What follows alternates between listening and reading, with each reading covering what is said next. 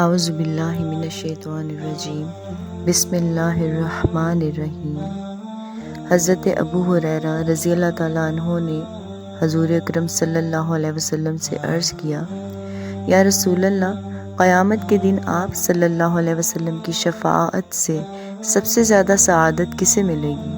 تو رسول اللہ صلی اللہ علیہ وسلم نے فرمایا، اے ابو ہریرہ، مجھے یقین تھا کہ تم سے پہلے کوئی اس کے بارے میں مجھ سے دریافت نہیں کرے گا، کیونکہ میں نے حدیث کے متعلق تمہاری حرص دیکھ لی تھی۔ سنو، قیامت میں سب سے زیادہ فیض یاب میری شفاعت سے وہ شخص ہوگا جو سچے دل سے یا سچے جی سے لا الہ الا اللہ کہے گا۔